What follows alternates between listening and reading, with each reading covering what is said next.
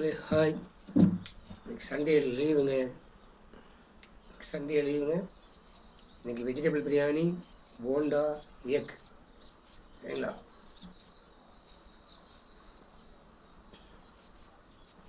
How are you?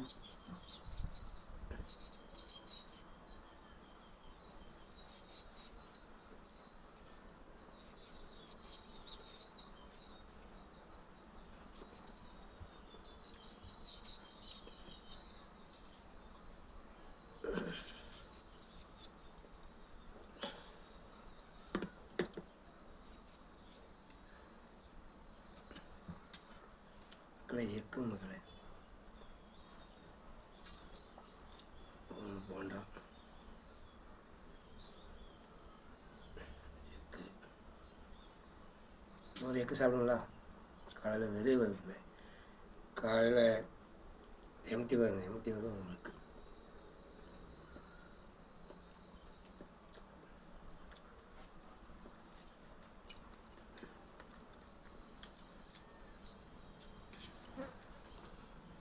ஆஹா, பிரியாணி அப்படியே மரமாக vegetable பிரியாணிங்க.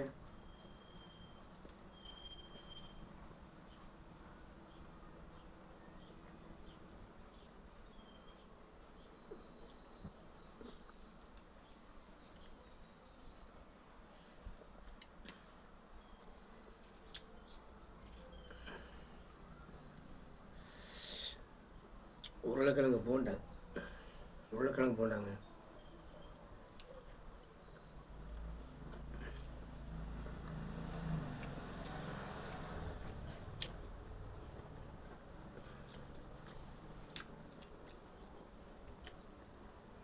ஸ்வீட்டுங்க.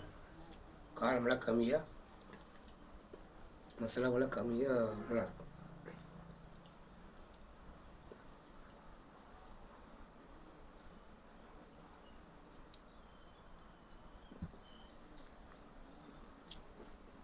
தண்ணி தானே ஓவராக இருக்குது.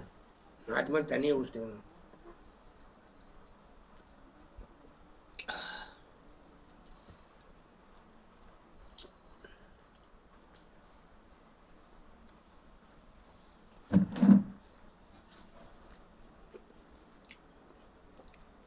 சாப்பாடு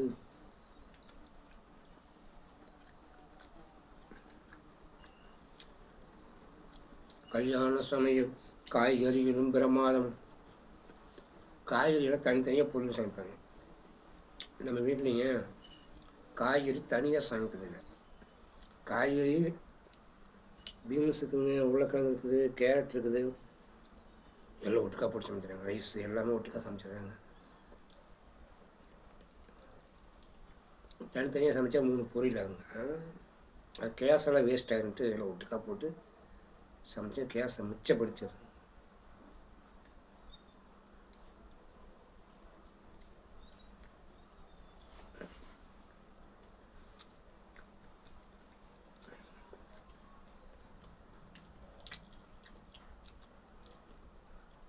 நாலு முட்டை சாப்பிடணும்.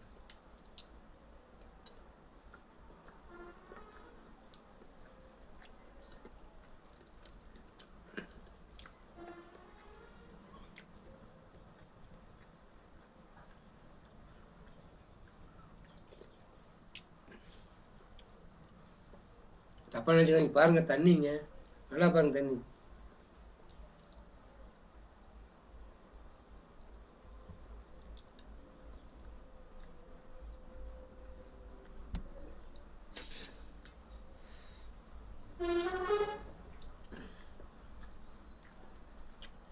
சூப்பராக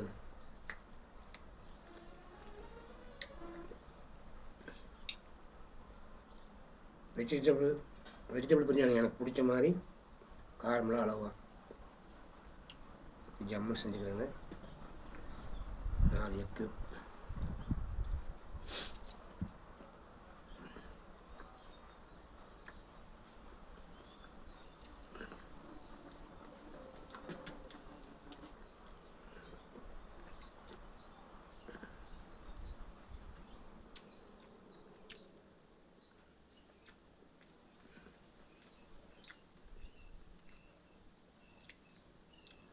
வீட்டில் யாரும் இல்லைங்க, நான் மட்டும்தான் இருக்கிறேன். நான் தான் ராஜா, நான் மட்டுமே இருக்கிறேன்.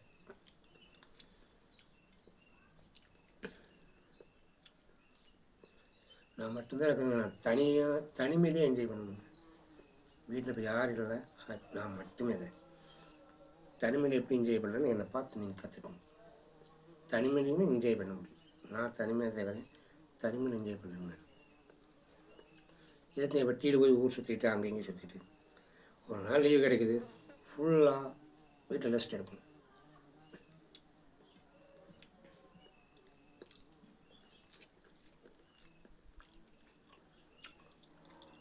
ஒரு நாள் லீவு கிடைக்குதுங்க, 5க்கு ஒரு நாள் லீவு. அந்த ஒரு நாள் ஃபுல் ஹாலிடே, ஃபுல் வீட்டில் தான், யாரும் கிடையாது. நான் மட்டும் எனக்கு நானே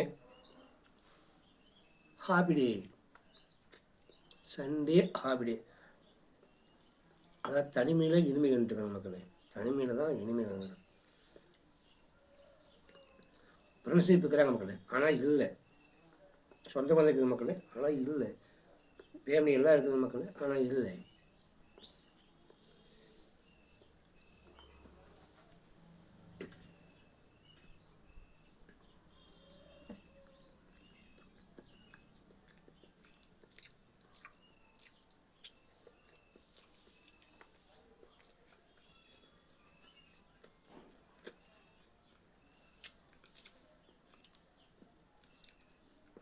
எல்லாருமே இருக்கிறாங்க மக்கள், சொந்தம் பந்தம் எல்லாம் இருக்கிறாங்க. ஆனால் இன்னைக்கு இல்லை.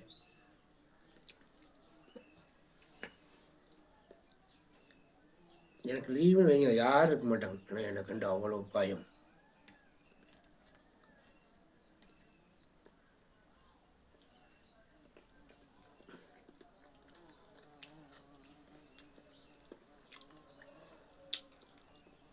எனக்கு லீவ் அன்னைக்கு யாருமே இருக்க மாட்டாங்க மக்களே.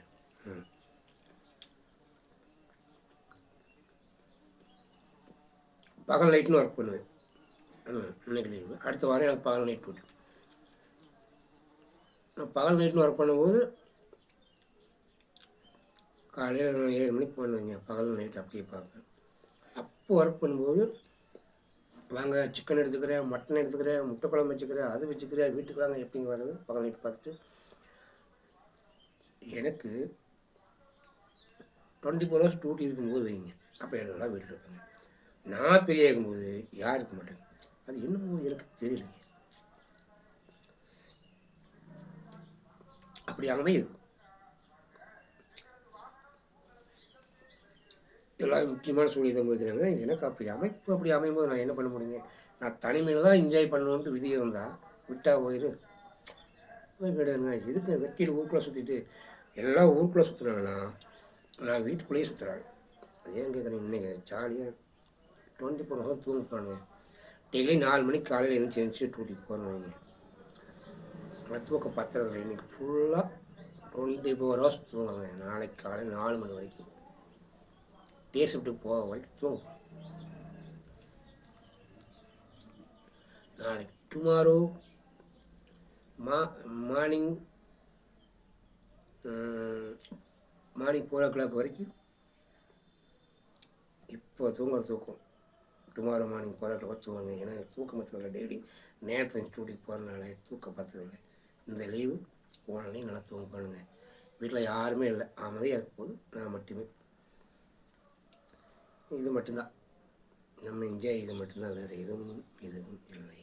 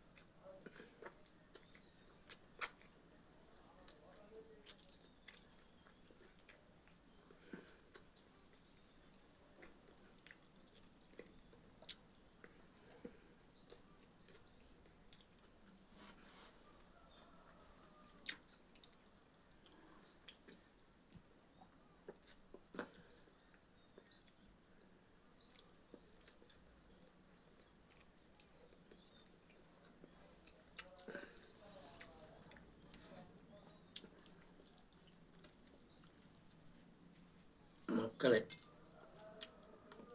இது ஆனின் போண்டா, ஆனின் பூண்டா, ஆனின் போண்டா.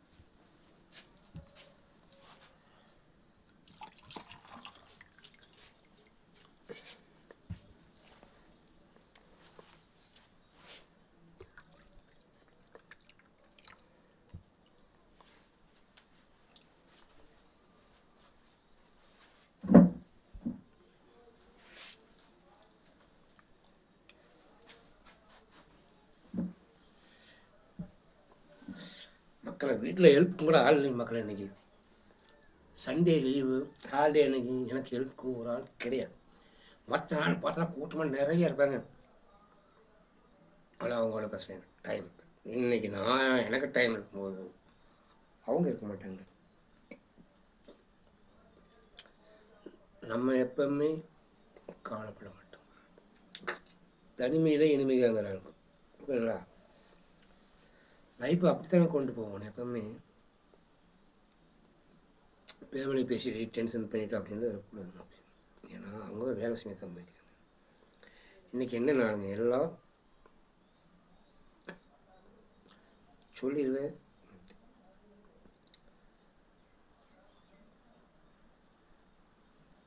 இன்னைக்கு புட்டாசி எல்லாமே கோயிலுக்கு போய்க்கிறாங்க. நீங்கள் நினைப்பீங்க என்னடா இவன் இப்படி பண்ணிட்டு சாப்பிட்றேங்க. ஒன்றா ஒன்று புல்லு சாப்பிட்றேன். எக்கு வந்து சையத்து கூட சேர்ந்ததுங்க. எல்லாம் கோயிலுக்கு போய்க்கிறாங்க, நோ ப்ராப்ளம். எக்கு வந்து சையத்து கூட சேர்ந்தது தான். அது குஞ்சு வளர்ந்தா தான் அசிங்கமாக, அது சையத்து கூட சேர்ந்தது தான். சரி, எனக்கு ஆல்ரெடி அதனால நம்ம நினச்சிட்டோம் சாப்பிட்ருவோம், அப்படி தான். வேறு தெய்வம் கண்டிப்பாக இருக்குது. எனக்கு இறைவன் பிடிக்கும். அதனால தான் இன்றைக்கி வாழ்ந்துட்டு வரேன். உடம்புல 2 ஆப்ரேஷன் பண்ணிக்கிறேனுங்க, செத்து பொழைச்சிக்கிறேன். இறைவனுக்குனால தான் இன்றைக்கி நான் வாழ்ந்துட்டு இருக்கிறேன். நம்ம ஒன்று சாப்பிடணும்னு நினச்சா மனசில் என்ன தோணுதோ செஞ்சாலும் சாப்பிட்ருவோம், அவ்வளோதான். அதுக்காக கொலவன்னு தோணும் அப்படி பண்ணிடக்கூடாதுங்க. வாழக்கணும், இப்படி தான் வாழணும்னு ஆரம்பிக்குது. நான் இப்படியெல்லாம் வாழுவேன், அதெல்லாம் வந்து ஒத்தே வராதுங்க. மக்கள் விட மாட்டாங்க, அரசாங்கம் விட மாட்டாங்க. இப்படித்தான் வாழணும்.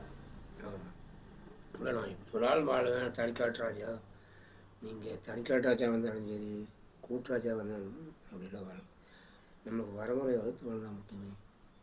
நீண்ட நாள் வாழ முடியும். எப்படியெல்லாம் வாழுவோம் அப்படின்னா, நாடு சுதந்திர நாடு தான். அதுக்காக எல்லாமே சுதந்திரம் கிடையாது. அதுக்கு சட்டத்திட்டங்களை வரமுறைகள் இருக்கிறது. இப்படி வாழாமல் இப்படி வேணா பண்ணோம் விட்டுருவாங்களா அப்படி நினச்சிங்களா? பாதி பேர் ஜெயிலில் இருக்கிறாங்க, பாதி பேர் காணாமல் போயிட்டாங்க, பாதி பேர் மண்ணு கொடுக்குறாங்க, பாதி.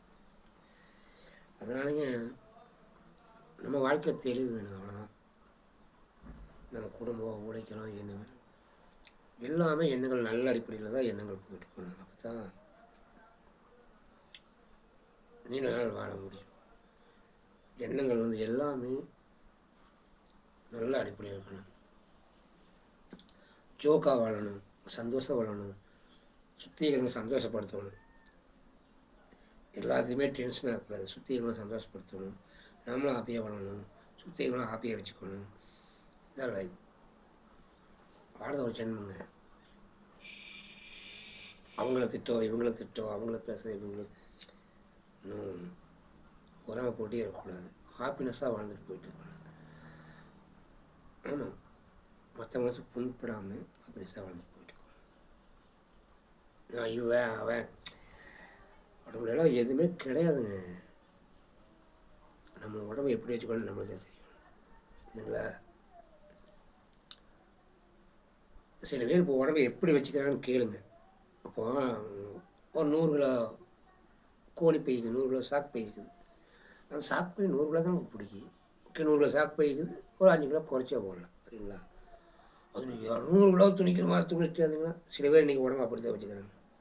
அம்மா அந்த உடம்பை துணிச்சு கிண்ணு நேரத்தில் பேரில் காற்று போகிறப்ப குண்டு ஊசியில் காற்று போகிறப்ப அந்த உடம்புல எடுக்காது. அம்மா அந்த அளவுக்கு செடி வேற்று உடம்பை ஏற்றுறங்கிற பேரில் செடி வேற்று கிண்ணின்னு வச்சுப்பாங்க. அதில் ஆக்சிஜன் போகிற கூட வழி இருக்காது. எப்படிங்க வாழ முடியும்? எப்படி வாழ முடியும்?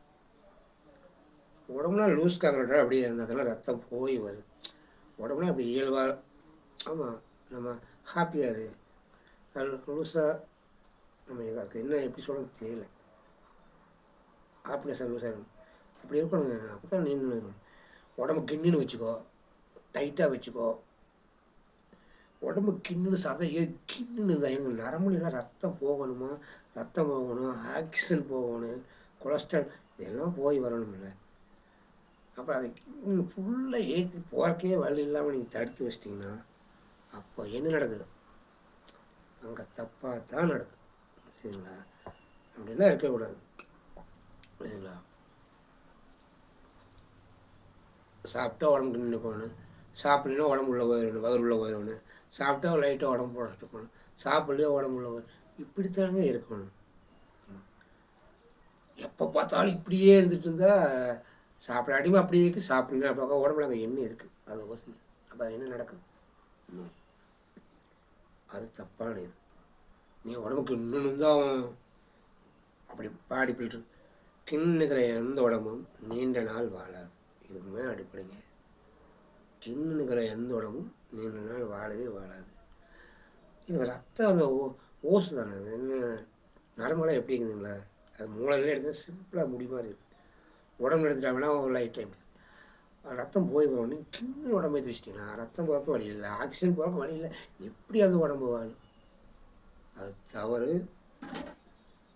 சுகர் இருந்தால் தான் சித்திர வேண்டிய உடம்பு தான் தான் நான் கிண்ணுன்னு ஏற்றி வச்சா அவங்க செஞ்ச முடியும். அப்படி எல்லாம் கிடையாது. அவங்க என்ன பாகிஸ்தானை காப்பாற்ற போகிறாங்க, அப்படி எல்லாம் கிடையாது. பாகிஸ்தான் அழைச்சிடுவாங்க அவங்க விட்டா எல்லாம் கிடையாதுங்க. என்ன அவங்க உலகங்க. ஒரு மனிதன் உடம்பு அப்படி இயல்பாக இருக்கணும், முடியாது ரிலாக்ஸாக இயல்பாக. அதில் ஆக்சிஜன் நரம்புல ஆக்சிஜன் போய் வரணும், ரத்தம் போய் வரணும், கொலஸ்ட்ரால் போய் வரணும். எதுவுமே போகலாம். கிண்ணு சடை வேற்றி இப்போ 100 கிலோ மூட்டையில் 200 கிலோ போட்டு குத்துன மாதிரி வச்சுட்டிங்கன்னா ஆராய்ச்சல் என் மேலே கோவப்பட்டு போங்க. அதை பற்றி எனக்கு கவலையே இல்லை. உண்மையாக சொல்கிறேன், அப்படி உடம்பு வச்சுக்கவே கூடாது சரிங்களா? உடம்பு இயல்பாக இருக்கணும். கிண்ணு நீ கிண்ணு பண்ணால் தான் கிண்ணுலாம் இருக்கக்கூடாது. இப்போதும் கிண்ணு என்ன எதுவும் வச்சுக்கோங்க, ரத்தம் கூட உடம்புல போகாதுங்க. கிண்ணு நட சொல்லிட்டு எப்படி ரத்தம் தண்ணியெல்லாம் போகுங்க? ஆக்சிஜன் போகணும், நீர் போகணும், எவ்வளோக்கு ரத்தம் போகணும். அதாவது யாரும் எப்படின்னு போகிறாங்க, நீங்கள் நல்லா இருக்கணும்னா இப்படி பண்ணுங்க, அவ்வளோதான் சரிங்களா? சாப்பாடு அப்படி தான். நீங்கள் வீட்டில் சமைச்சி சாப்பிட்டு பண்ணுங்கள். நீங்கள் ரெகுலராக சாப்பிட்டீங்க உங்களுக்கு எதுவுமே வர சர்க்கரையே வராது. நீங்கள் சின்ன வயசுலேருந்து எதை சாப்பிட்டீங்களோ அதை நீங்கள் தொடர்ந்து சாப்பிட்டு உங்களுக்கு சர்க்கரையே வராது. அந்த உடம்புக்கு அந்த ஒர்க் வேலை. அதுக்காக நீங்கள் என்ன பண்ணுவீங்க? ஒர்க்குன்னா உடனே எங்கே போவீங்க? ஒரு 300 500 கட்டி நேராக ஆக்சிஜனே வராத பக்கம் போய் 2வது 3 போய் டம்பிள் ஸ்டேஜ் அடிச்சுட்டுப்பீங்க. ஒவ்வொருக்கா நீங்கள் அங்கே தான் போவீங்க. ஒர்க்னா நம்ம டூட்டிங்க, நம்ம ஒர்க், நம்ம தொழில், விவசாய தொழில் எடுத்துக்கலாம், பல தொழில் இருக்குதுல ஒர்க்னா. அந்த மாதிரி நீண்ட நாள் கண்டிப்பாக வாழலாம். நீங்கள் சின்ன வயசுலேருந்து எதுவும் உங்களுக்கு பிடிச்சி எது சாப்பிட்றீங்களோ அதை நீங்கள் மாமலாம் சர்க்கரையாக வராது. நீங்கள் சின்ன வயசுலேருந்து என்ன சாப்பிட்றீங்களோ அதை அப்படி மாமலாம் சாப்பிட்டு சர்க்கரையாக வராது.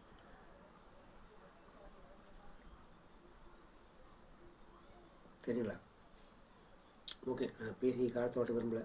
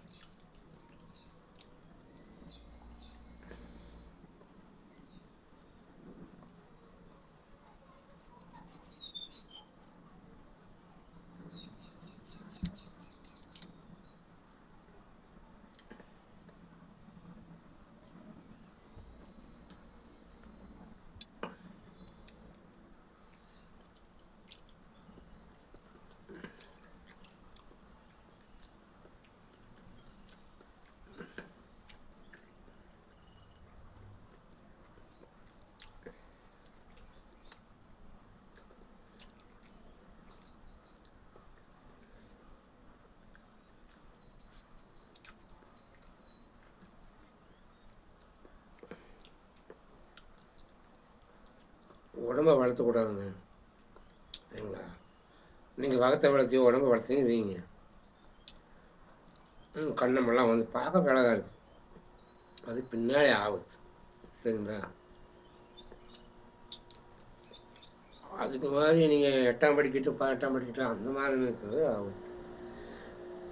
நீங்கள் அந்த மாதிரி இருந்தால் என்ன உடனே உங்களுக்கு விட்டா நீங்கள் போய் பாகிஸ்தான் தோக்கடிச்சிருங்களா? நான் கேட்குறேன். அப்படி 18ஆம் படி மாதிரி இப்படி கட்டு இருந்துட்டா அப்படியே நீங்கள் ஒரு ஆணழகன் இல்லையா? ஆயுதங்கள் எதுவுமே ராணுவங்களோ தேவையில்லை, உங்களுக்கு விட்டா நீங்கள் பாகிஸ்தான் தோக்கடிச்சிட்டு வந்துடுவீங்க இல்லையா? நம்ம உடம்புக்கு எக்ஸசைஸ் பண்ண வேண்டியது, அப்போ தான் அதுக்குண்டான சக்தி கிடைக்கி, நம்ம தைரியம் கிடைக்கும். ஏற்றுக்கிறேன். தேவையில்லாமல் நீங்கள் உடம்பை வளர்க்கும் போது உடம்புல ஓவராக கொலஸ்ட்ராலை வச்சுட்டு, உடம்புல ஓவராக கொலஸ்ட்ரால் ஓவராக சதையாக, இப்போ நம்ம உடம்பு இத்தனை அடிக்கு இத்தனை கிலோ கெடுக்குது, அவர் அதுக்கு மேலே இப்போ இந்த உடம்புக்கு 70 கிலோ இருந்தால் போதும், அவர் 140 கிலோ வச்சுட்டு அடைச்சிட்டு ஆக்சிஜன் உள்ளே போகிறவங்களோ ரத்தம் போகிறவங்களோ வழியில் அடைச்சி வச்சுட்டு போய் எக்ஸசைஸ் பண்ணிங்கன்னா என்ன ஆகுது தான் வரும், சரிங்களா?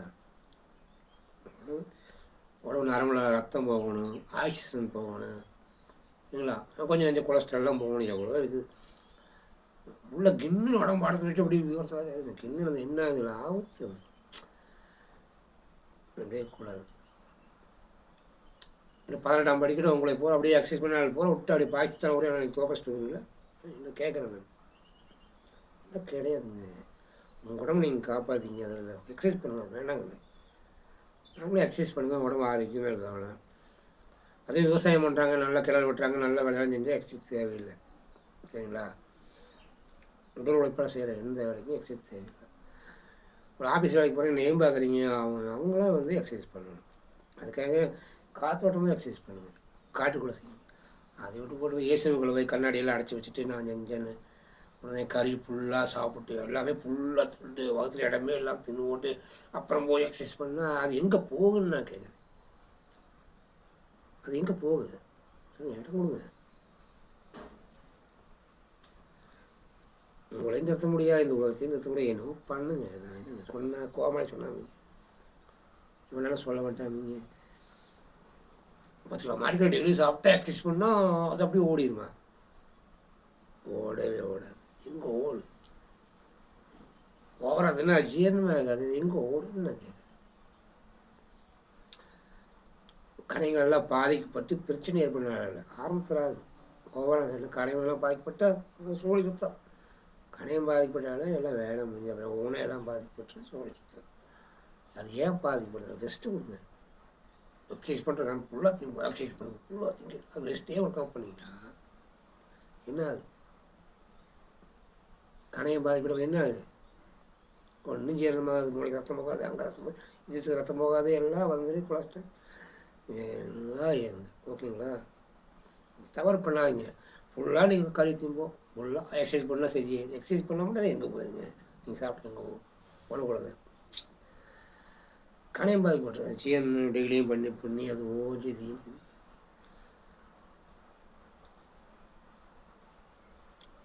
சிக்கன் மட்டன்லாம் சாப்பிட்டு காலையில் சாப்பிட்டா பொழுதுக்கு ரெஸ்ட் விட்டோம். பொழுதாக சாப்பிடக்கூடாது.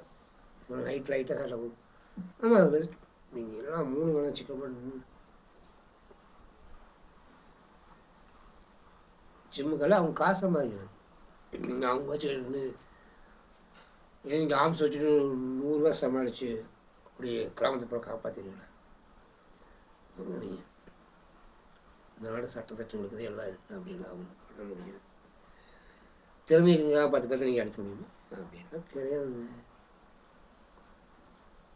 உடம்பு காப்பாற்றிங்க.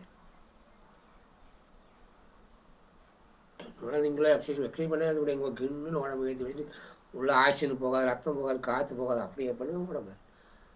உடம்பு இயல்பாக இருக்கணுங்க. உடம்பு இயல்பா இல்லை எப்படிங்க வளைச்சி இப்படி வளையா அப்படி வளையா அப்படி இயல்பாக இருக்கணும் சரிங்களா? அதை விட்டுட்டு கிண்ணு ஏற்றி வச்சுட்டு அது ஆக்சிஜன் போகாது, ரத்தம் போகாது, எப்படி உயிர் வாழ உடம்பு? நீ சொல்லுங்க உடம்பு அப்படி கிண்ணுன்னு இருந்தால் இன்னும் வரல கிண்ணு இருந்து இன்னும் வாழ்ந்த சத்திரமே கிடையாது. ஒரு ஆளை சொல்லுங்க. சாதாரண விவசாயம் பண்ணிட்டு இருந்தீங்க 100 வருஷம் இருந்துக்கிறேன். உடம்பு கிண்ணுன்னு வச்சுக்கலாம் பல வருஷம் வாழ்ந்த சத்திரமே கிடையாது. ஏன்னா அது ரத்தம் போகணும், காற்று ஆக்சிஜன் போகணும், ரத்தத்தோட வந்து கொலஸ்ட்ரால் போகணும். நீங்கள் கிண்ணு வச்சுட்டா ஒன்றுமே தடப்பட்டு போகுது. பைப்பில் சொல்லி போய் கார்கள் எல்லாம் அடைச்சி வச்ச மாதிரி தான். புரியுதுங்களா? உங்களுக்கு என்ன தவறாகுது? அது தவறாக தான் முடியும். அவங்க பிஸ்னஸ் சம்பாதிக்க தான் 1000 சொல்லுவாங்க. அதையெல்லாம் கேட்காதீங்க சரிங்களா?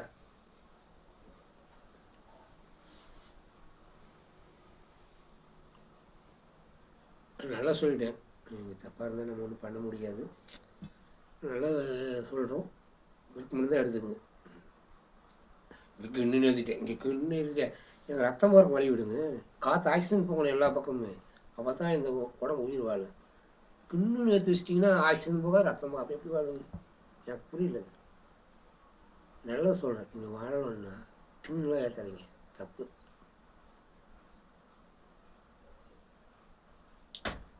நீங்கள் என்ன பண்ண முடியும்? மூளை வச்சு எனக்கு என்ன சாதிக்கிறேன்? நீங்கள் கிண்ணு நேற்று என்ன சாதிப்பீங்க? இதுவரை கிண்ணு நேற்று எத்தனை சொல்லுங்க அப்படி கிடையாதுங்க. மைக் டைசனே எத்தனை 70 வயசில் இறந்துட்டாரு.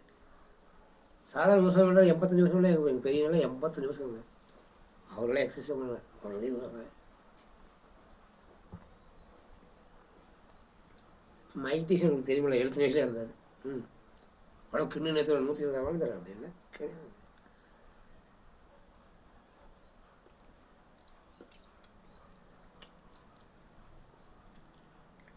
எப்படி சாப்பிடணும்? கணையம் பாதிக்கக்கூடாது.